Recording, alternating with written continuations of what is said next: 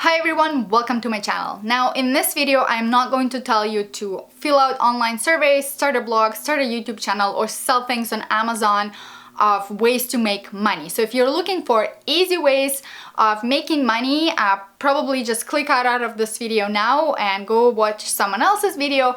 But in this video, I will be telling you ways of how I personally made money as a young teenager, as a young adult, and all of those ways did require a lot of hard work. So if you're interested, please stay tuned and let's begin.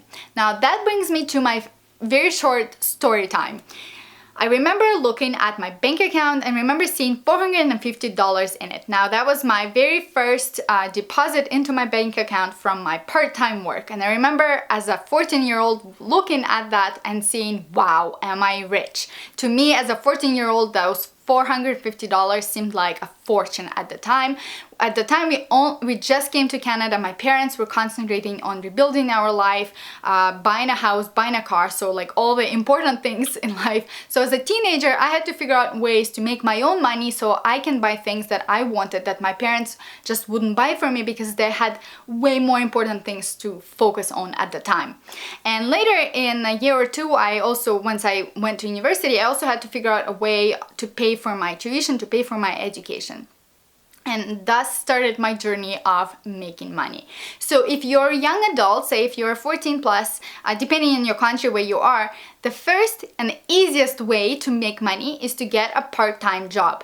Now, to me, my first part-time job was in fast food chain and later in retail. Now you be watching this, you're like, well, duh, that's obvious. If you want to make money, get a job, but that's not entrepreneurial enough. Fair enough, it's not entrepreneurial. However, it teaches you a lot of things. As a teenager, I had no idea how business worked.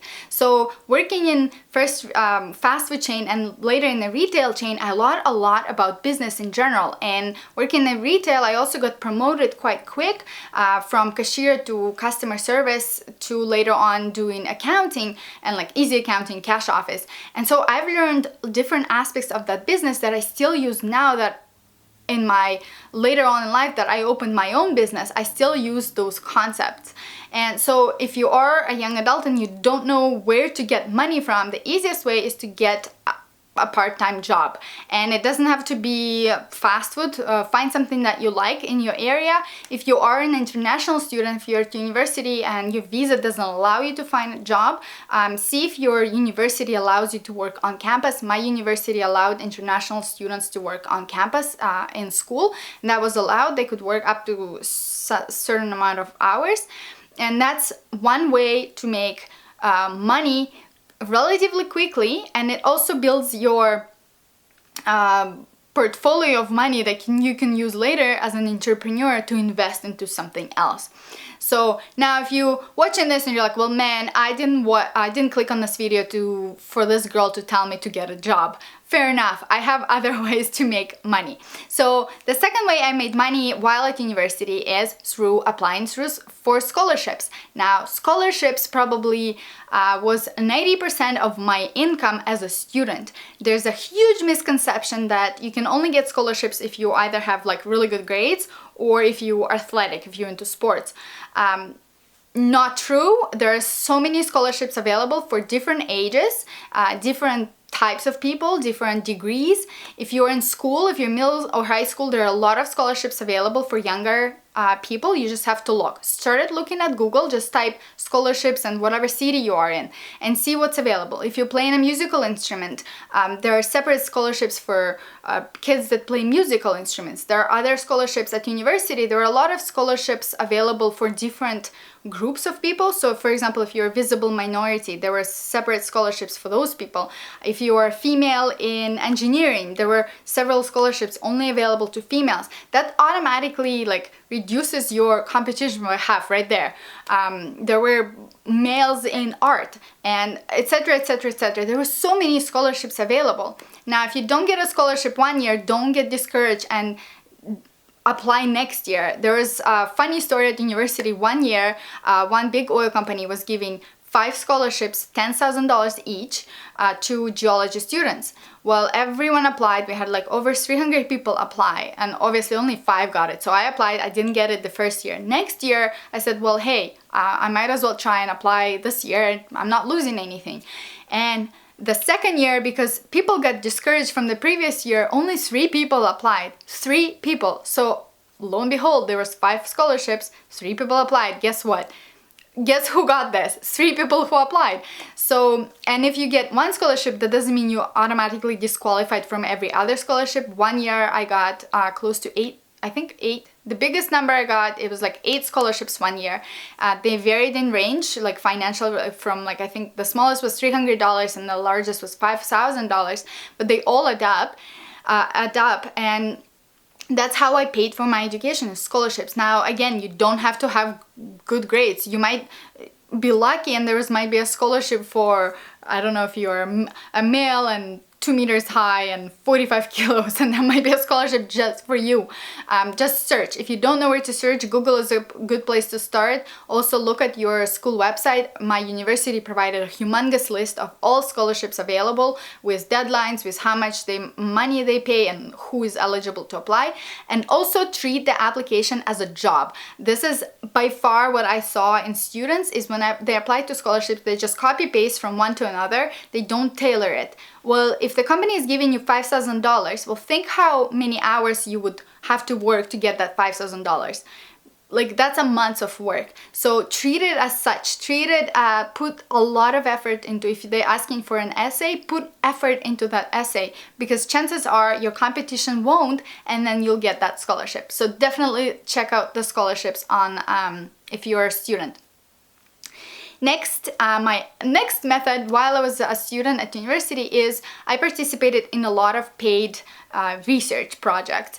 The way I found them was just on billboards at university. As I was walking on campus, I looked, and there were a lot of research because my university was also attached to like medical universities, so they did a lot of different research.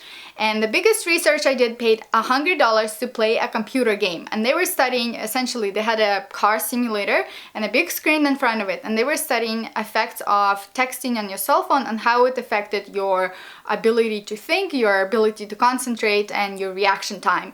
And so all I had to do is come in for half an hour, drive a simulator car, and occasionally hit people because I was busy texting. They like tell you through the headphones to text while you're texting, and they threw obstacles like at you as you're driving. So essentially it's like a giant computer game, which was absolutely cool. I got $100 for it.